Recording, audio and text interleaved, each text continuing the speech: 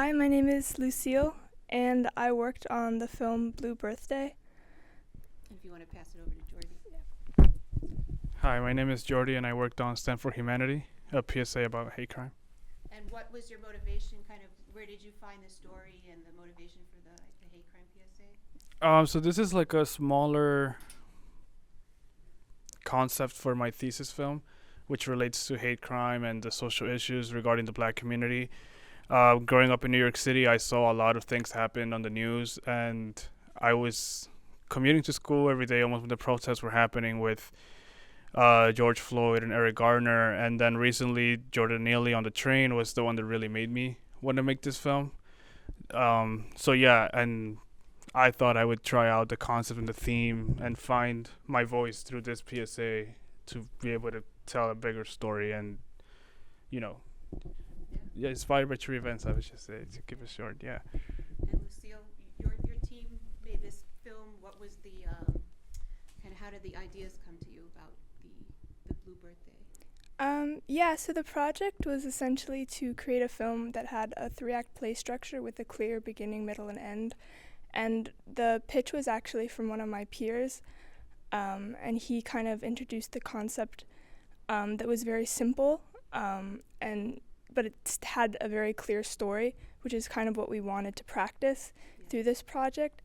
And all of my peers were able to work together to kind of collaboratively come up with an idea that was both funny and interesting and had that clear structure, which we were able to build off of and learn a lot from. Yeah, I think you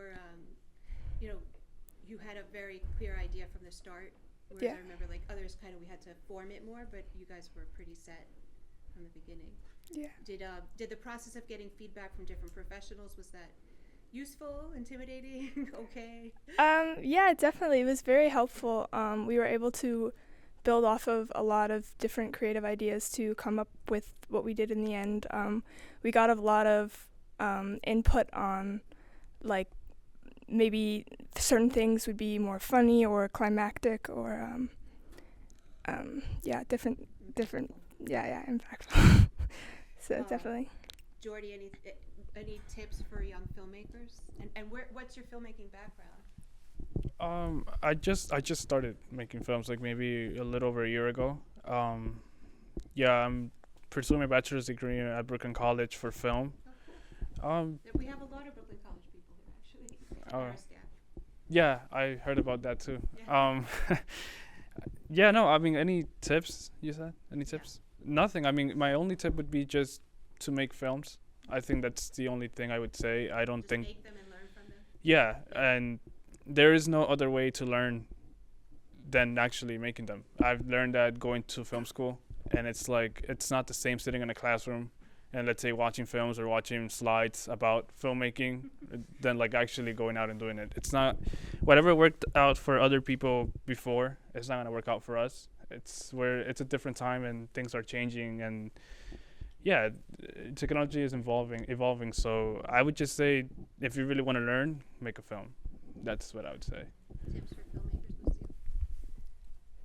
Lucille? Yeah, definitely. Just to build on that, having a group of people that you can really work together with or not work together with is always super helpful in learning about how to build off of ideas, which is especially apparent in my film. We definitely worked a lot together.